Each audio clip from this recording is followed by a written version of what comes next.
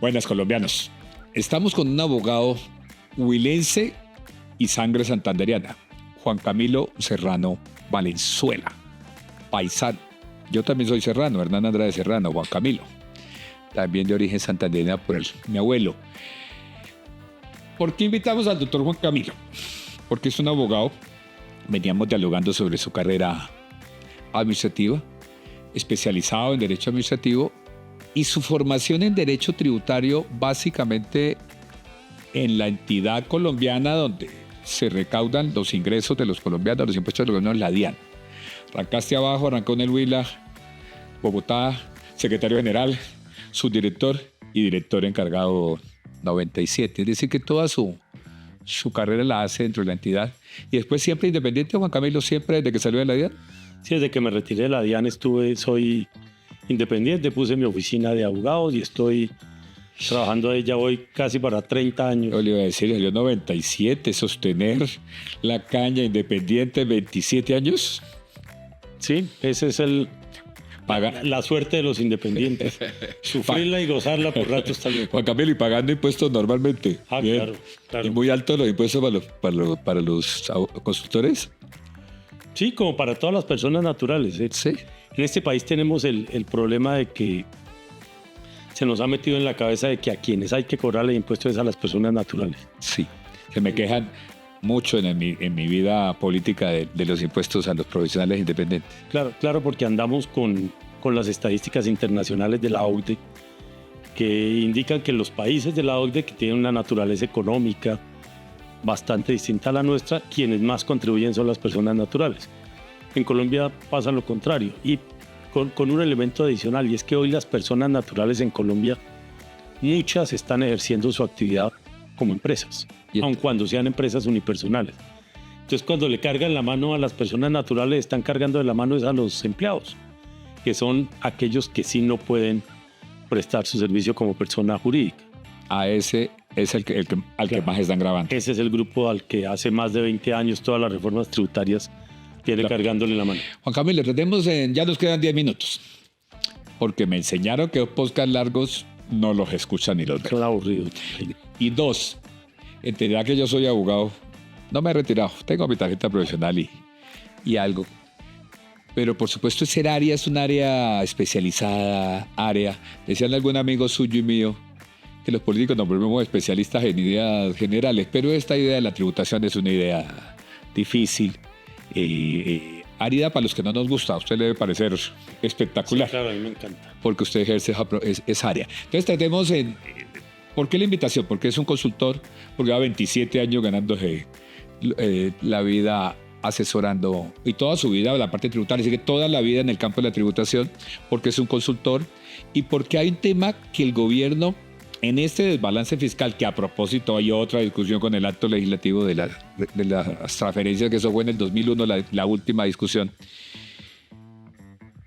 Ante el desbalance que sí lo hay, entre ingresos y egresos, es un desbalance evidente. Yo no soy especialista, 30, 40 billones de pesos siempre hay de rojo, llamémoslo para los neófitos.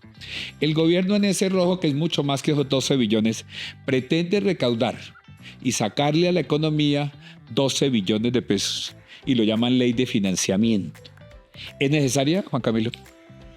A ver, es necesaria en la medida en que se presentó un proyecto de presupuesto desbalanceado y dentro de ese proyecto de presupuesto se está confesando que está desbalanceado en 12 billones de pesos.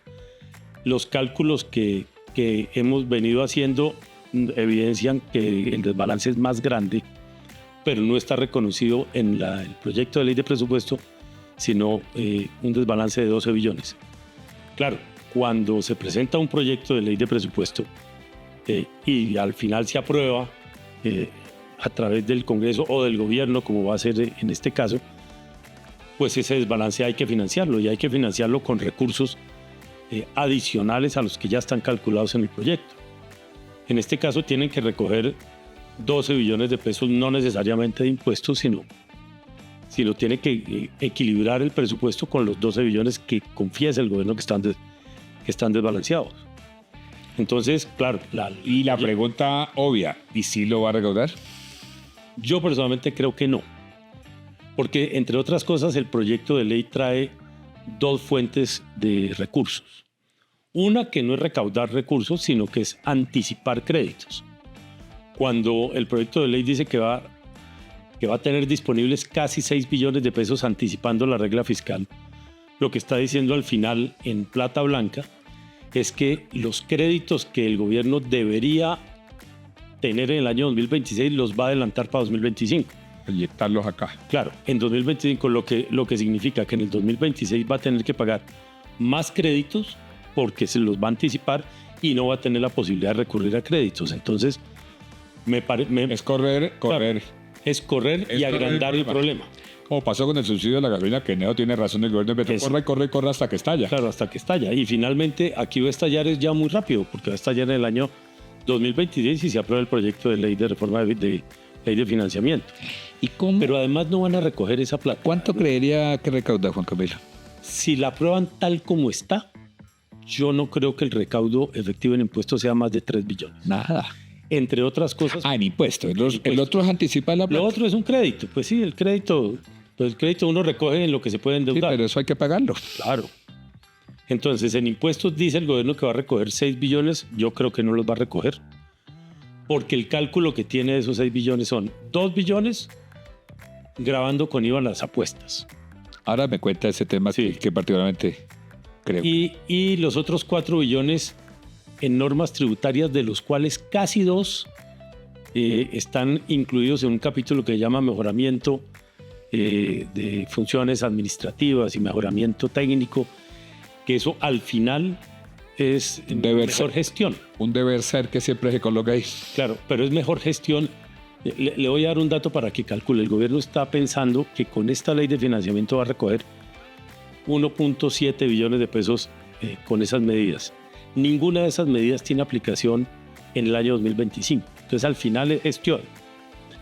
Y en el proyecto de presupuesto están calculando una gestión de entre 12 y 13 billones de pesos cuando históricamente no se recogen más de 7.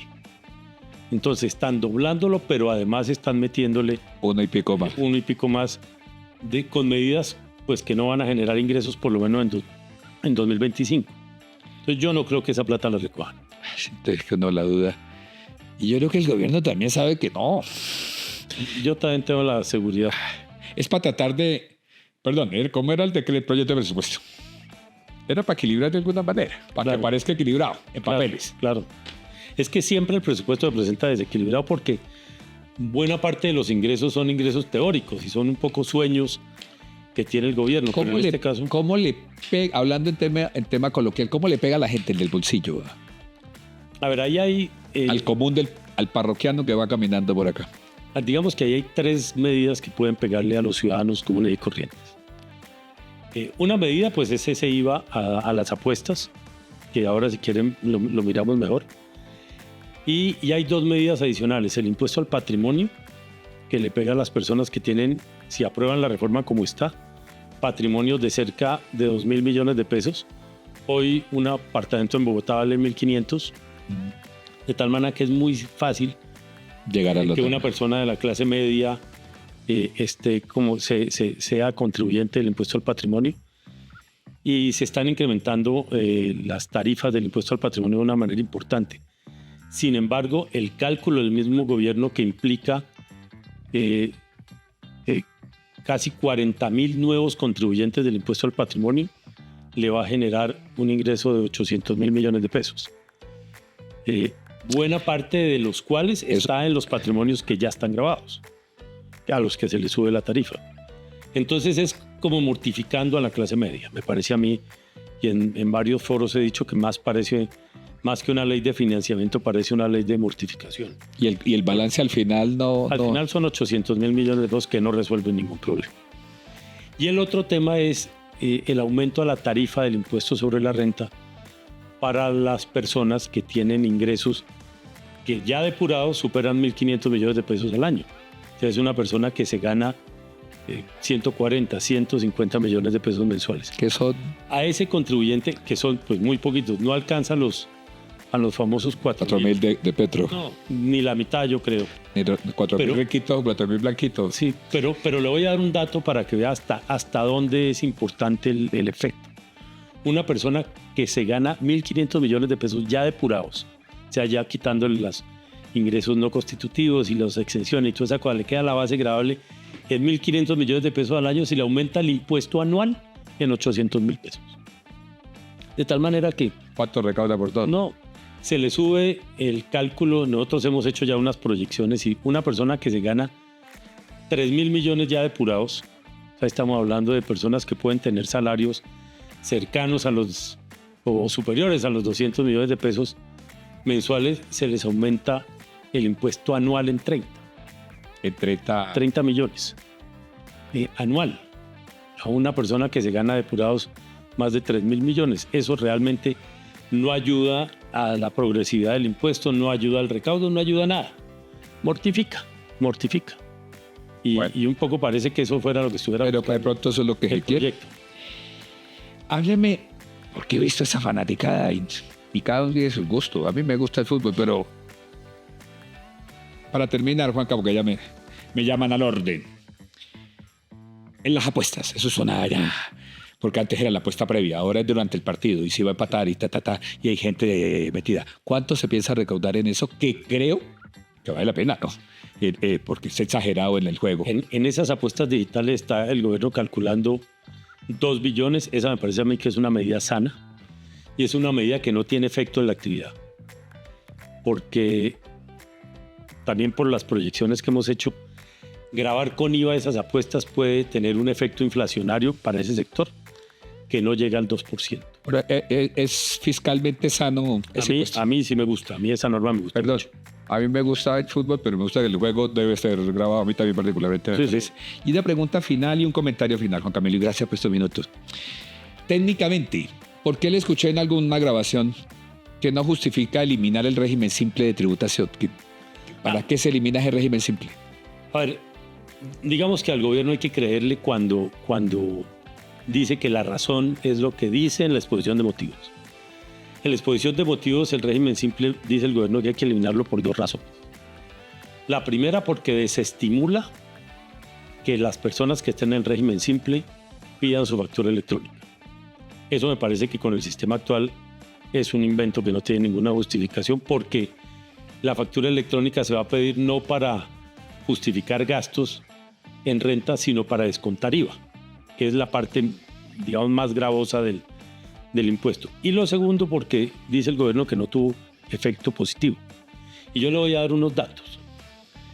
De las actuales contribuyentes que están en el régimen simple, el 45% son nuevos.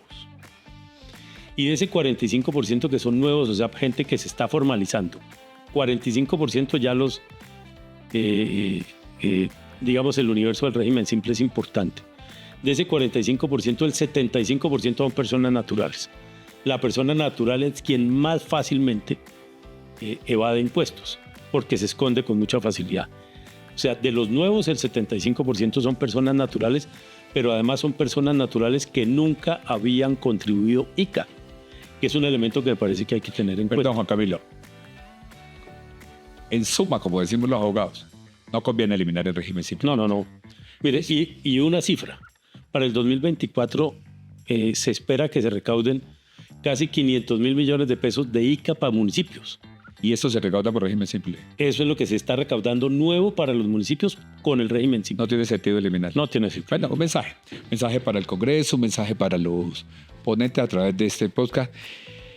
Y Juan Camilo, ayúdeme a botarle corriente un tema que no me quiero callar la boca hoy en estos 30 segundos finales. Le he escuchado a usted que no fueron tantos los que se fueron, pero en estos 2 años y medio se ha ido gente y capital a instalarse en Panamá, en países. A esa gente que se fue, aparte de un nuevo aire fresco, estamos ya a 1 año y medio de elecciones. Hay que darle una bocanada, un mensaje de confianza, de seguridad, un plan retorno a los colombianos, porque hay colombianos amigos que dicen, no, yo pago, me instalo fiscalmente en Panamá y me va mucho mejor. Claro. Tiene que haber un nuevo mensaje Claro, es que para esos temas yo finales. Yo creo que hay dos fenómenos. Un fenómeno son las personas exitosas económicamente que han tomado la decisión de ubicarse fiscalmente en otra parte porque termina siendo muy costoso estar ubicado fiscalmente en Colombia, hacer inversiones en Colombia. Le da a uno a veces tristeza ver que personas que representan nuestra nación, nuestro país, nuestra nacionalidad, Falcao, James, Shakira, finalmente terminan haciendo cosas en Colombia, pero sin residencia fiscal. David Alonso cuando gane, cuando el muchacho cuando gane bien. Pero Juan Camilo, ese es un tema profundo que nos amerita 3 podcasts y un posgrado diferente. Pero ayúdeme a... Pero otro elemento, la gente que sí ha ido es porque resulta costoso permanecer en Colombia por un lado. Pues las tasas, y por otro lado no es atractiva la inversión. Entonces, para que esos capitales vuelvan, hay que utilizar el sistema tributario como un instrumento de estímulo, de política pública. Facilitar, sino de estimular para que la gente, para que sea atractivo económicamente. Pero Juan Camilo, esto amerita un estudio y un nuevo podcast y lo hacemos con unas propuestas efectivas. Claro. Colombianos, me he permitido hoy traer uno de los consultores más reputados, más capaces del sistema jurídico colombiano, y muchas gracias, Juan Camilo, con este lenguaje que no es fácil para un tributarista, mucho menos para nosotros los políticos, para dirigirnos a los colombianos. Gracias por escucharnos y trataremos de tener en contacto con ustedes, con personas que conozcan estos temas y en general el tema de las políticas públicas colombianas. Los invito a que nos sigan en las redes @HernánF Andrade. Muchas gracias.